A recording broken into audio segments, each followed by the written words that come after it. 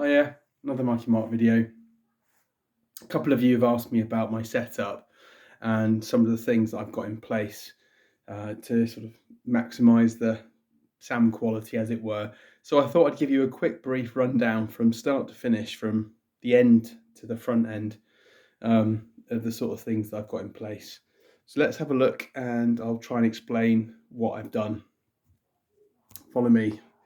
So I've mentioned this before, but one of the things that I do have, unfortunately, in this room are wooden floors, wooden floorboards from the 1950s. Underneath that is a cavity, sort of sand-based cavity, which causes a bit of echo, and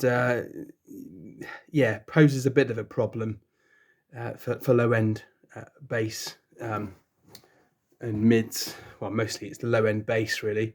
So what I've done, I managed to get myself a really nice, thick, heavy piece of granite marble from somebody who was doing their kitchen, and was getting rid of a nice long piece of sideboard, and brought it home. It was bloody heavy. They wanted like 50 quid for it. It was bloody heavy, and I was lucky enough to find a good friend in the village who had a cutter. I gave them the measurements, and they cut it off with a grinder. And this really does make a massive difference. It gives the floor speaker a really good grounding, nice solid bass. And what I've done further to isolate the speaker from the floor is to add one of the trusty old butcher slabs from IKEA. Very happy with this. The reason I've done that, I had this on the floor to begin with the spikes that came with the speaker, and it worked quite well, fairly well. But what I've done here effectively is raise the soundstage. So the speakers on these floor standers, these are the Proac DT8s, they're raised ever so slightly, and I find it's fantastic. It's made a massive difference. I've also added the Gaia isoacoustic 3 feet in place of the spikes, to provide a bit more isolation and to try and tighten up the mids a little bit. There's the way that these things work is that the way that the vibration, the way that the music moves forward and projects from the loudspeaker, these provide a bit of isolation again from the floor, and I generally found them quite good, actually, to be honest. I've tried them with and without, and they're a huge upgrade over the spikes that came with these Proacs. So in terms of the speakers, Proac DT8s, really nice speaker. I like the look of them as much as they sound. They're a really solid speaker. They are, probably about 20 kilos a piece, I think, at least 25 kilos a piece.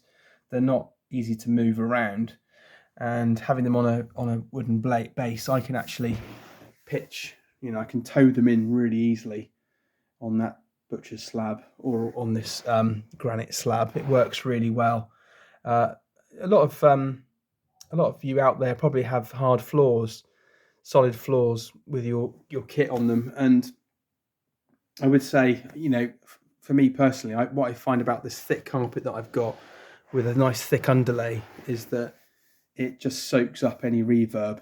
It doesn't allow anything to bounce around the room. It's made a huge difference. So ideally, I think carpet is the way to go. Or if you've got a nice thick rug or a throw down, you can put down in front of the speaker. You're going to limit and reduce the amount of nasty reverb that you'll get bouncing around the room. Anyway, so that works really well.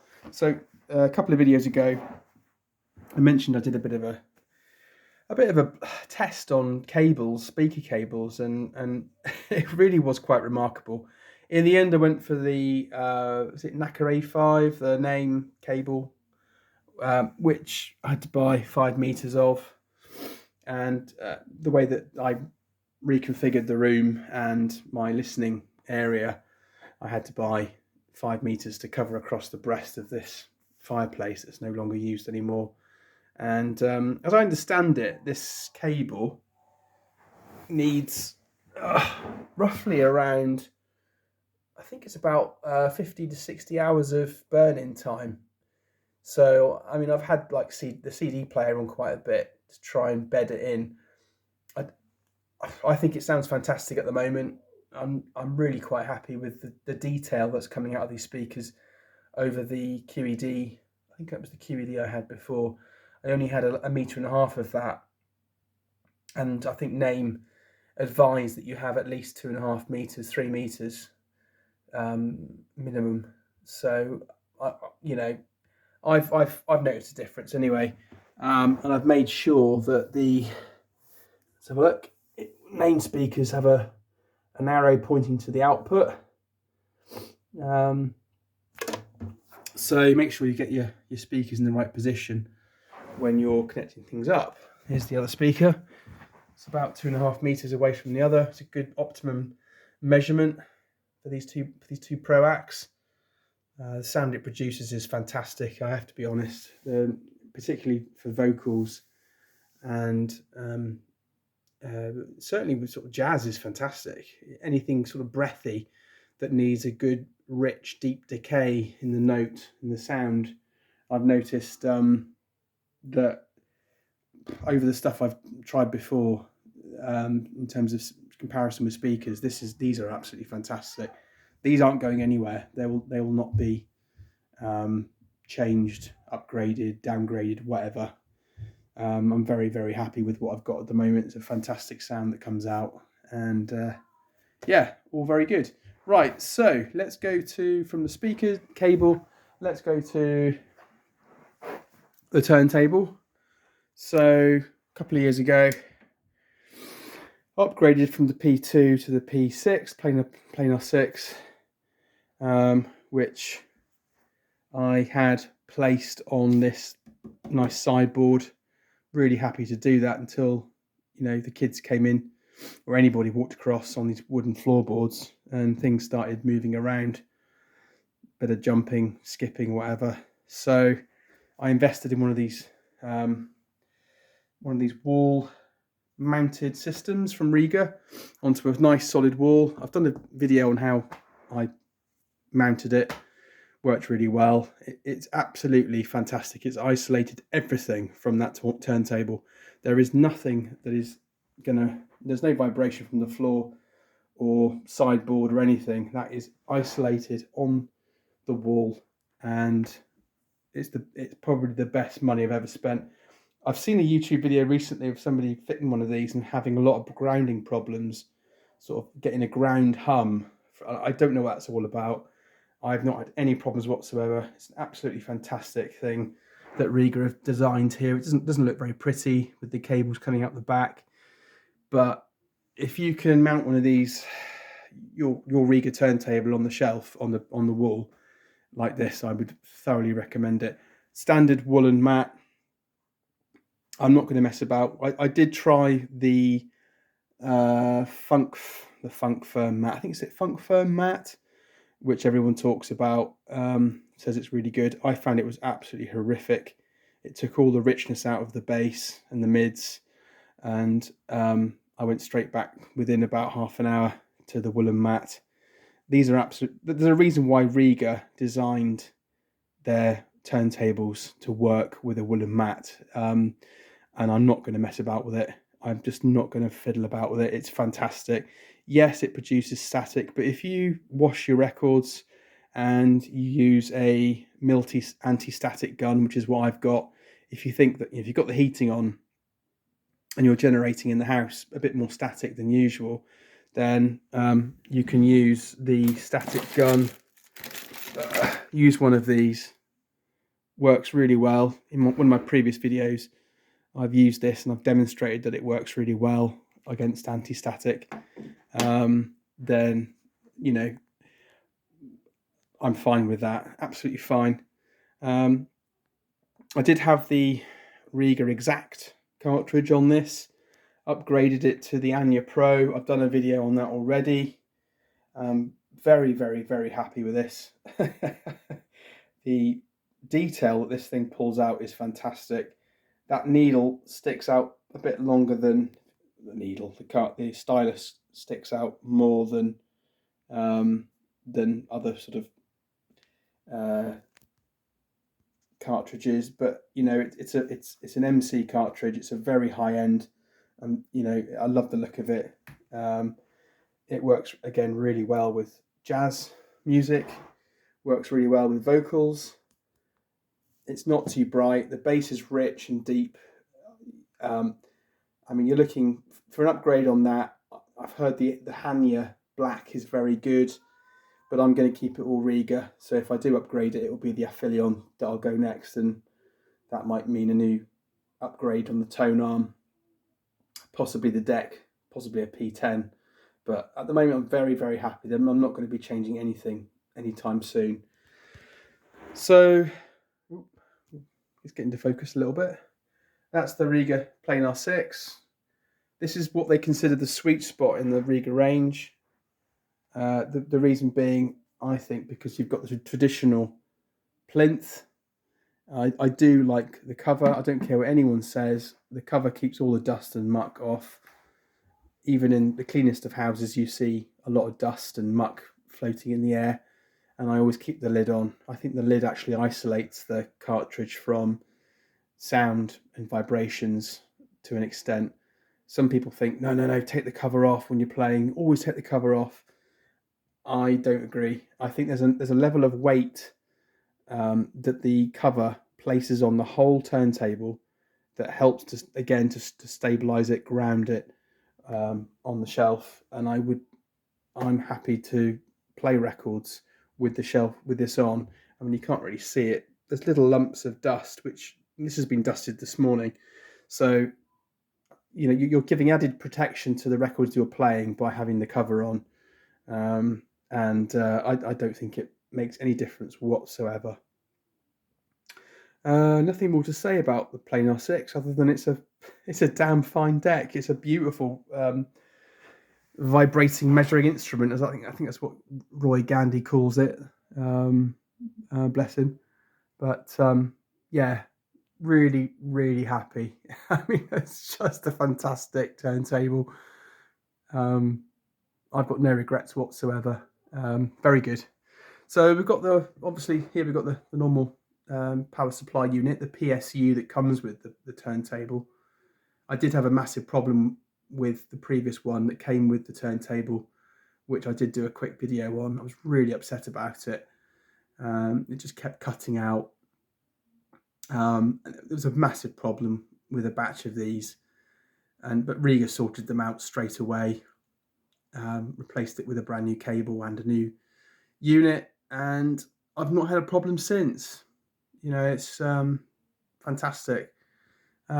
So I don't play CDs very often, but when I first started my journey into this crazy world, I did get this Marantz with its sister amp. The amp was sold off to help pay for the turntable, but this is a solid lump. It's fantastic. The CDs that, you know, playing this few CDs is fantastic. If I'm working at home, I'll put this into repeat and I'll play a load of, you know, Bill Evans or a bit of Coltrane, Big Steps, Giant Steps, whatever it might be. And you know, I don't have to worry about getting up and switching over a side on a vinyl. This is fantastic. So for the workhorse of the whole system, I've opted for a very basic Naim 5SI. Fantastic, lovely piece of kit. I'm not digital in any shape or form. I don't want loads of channels and digital inputs, outputs.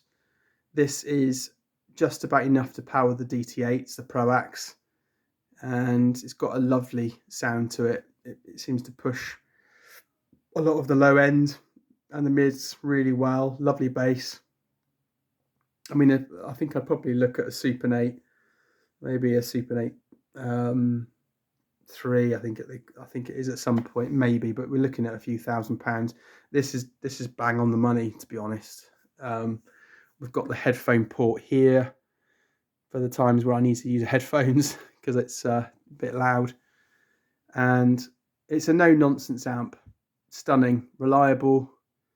My only gripe with this, and I've flagged it with Naim, and they came back and said, oh yeah, it is a little bit, but the pots, they call these the pots. This is the volume pot, but when you're using the remote control, I think they're very noisy. And on the forums, I don't think anybody really mentions it, but I find them really noisy. The motor inside that turns them when you're using a remote is a bit of a pig's ear. I thought there was something wrong with the motor, but actually that's how they are. But c'est la vie, no worries. It's a great solid amp, really good, detailed. It's punchy, it's spot on. And again, I might go upwards on the name front when I decide to upgrade, but for the money at the moment, money's tight. This is the dog's balls, really. I'm really happy. Right, so if we open this up here, come down, I've upgraded the phono stage from the original phono stage that came with the P6, and I've gone with the ania Mark-III. Huge big jump for me. It wasn't cheap, but it's a fantastic phono stage. We've got the ability to run MC or micromagnet turntable cartridges. Of course, I'm just using the MC at the moment. I'm trying to get it into focus. It's not happy, is it? And I tested both the stock phono stage with this, and it was just absolutely ridiculous. This is fantastic. Oh, it's brilliant. It pulls so much more out of the music than the bog standard phono stage, and I'm really happy. I've kept it in this shelf. I've made some holes in the back of this cabinet to keep it isolated from anything above. It sits very happily in there, no problem at all. And long may it last. This would be fantastic if I do upgrade to a P10, and it will fit really well because the PSU is of a similar chassis design, I believe. But it's Rega all the way, pretty much, apart from the amp and the speakers. But really happy with that. That's it, really. I could talk about my tone poets. I've got 2.5 cabinets of Blue Note tone poets, which are very close to my heart. And then this section here is female artists, jazz, and just laid back stuff. But that's it. So a very short whistle stop tour of Marky-mark setup. Hope to see you soon. Take care. Bye.